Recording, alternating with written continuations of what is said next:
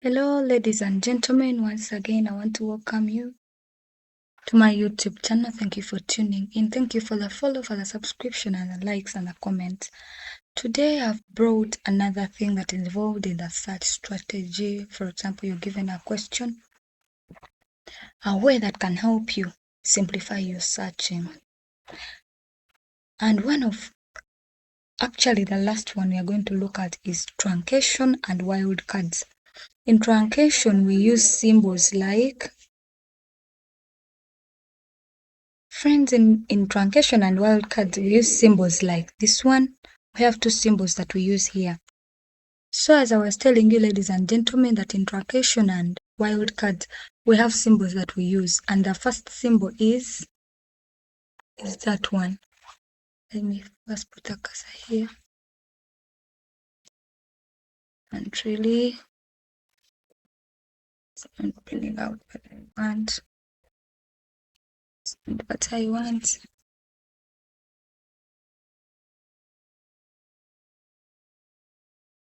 So here, that is one. It is called the aristeric. It is one of the symbols that we use in the truncation and wildcards. And then we also have this, what most of us call a question mark. Those are the two symbols that we use in truncations and wildcards. So the truncations retrieve different endings of a word, while wildcards address spelling variations. We are going to have examples of a truncation and wildcards. For example, truncation. This is how we use the truncations while we're making our research, because they have told us it retrieves different endings of a word. For example, we have this word, farm. But we have a lot of words that end, a lot of different words that start with these 4 letters, but then end with different letters. So this is what we do. We just put that symbol that I showed you and then say search. So they shall bring for us different, and network is not that good. They shall bring us different words, but starting with the same 4 letters of farm. They'll bring for you such as farming, farmer, that stuff like that, Farm Radio International, like that. And then for the wildcards, still we shall come to our Google. And then for the wildcards, as they told us there, that they address spelling variations. For example, we are going to have this example. Womb. And then we shall put a question mark here and put our N here, because we don't know either we want women or woman. So this helps us to get different spellings and to enlarge our scope of our research. Thank you so much for tuning in. Stay blessed. Thank you. Hello, ladies and gentlemen. Welcome to my YouTube channel. Thank you for tuning in. Now, this time round, I've come with another thing that we need to learn about information literacy, that is called plagiarism. I made some presentation here about plagiarism. I hope it's going to be helpful.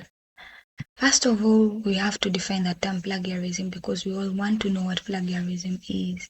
Plagiarism involves the intentional or negligent use of the published or unpublished work of another person without full and clear acknowledgement of that person. So we are going to look at the types of plagiarism. The types of plagiarism, we have the first one, that is direct plagiarism.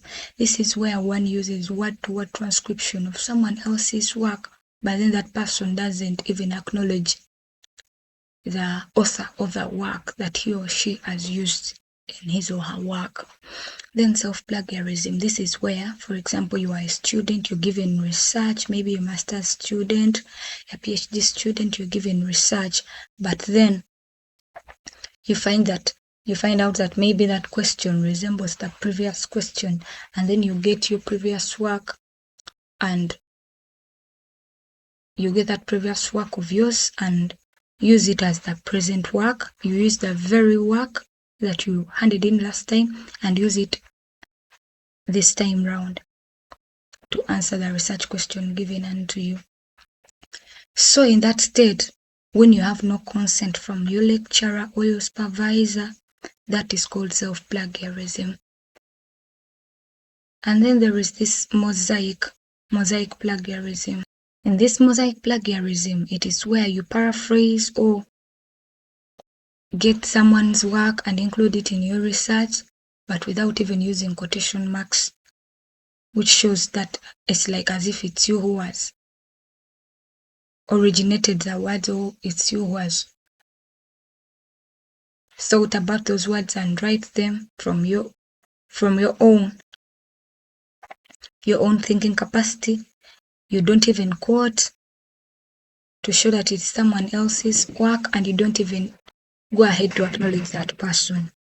And then the last type of plagiarism is accidental plagiarism. In this accidental plagiarism, we find ourselves that you have sometimes people forget to cite the sources of their work, and sometimes those who try to cite, or in this circumstance of accidental plagiarism, one can cite wrongly in this accidental plagiarism. And then lastly, how can we avoid plagiarism? First of all, you need to understand what constitutes plagiarism, just as I've taken you through the types of plagiarism. One needs to be aware, because if you're not aware of something, how will you know that you're a victim of that thing? So you need to first understand what constitutes plagiarism. Those are the above types that I've talked to you about. Then another thing, you need to use proper citations. Whenever you quote someone else's work, you need to cite properly. And then when paraphrasing, please paraphrase correctly. Use plagiarism tools such as the Tantin software. They will help you out, because plagiarism is illegal in the IT department and in the communications department. So watch out that you may not fall victim. Thank you.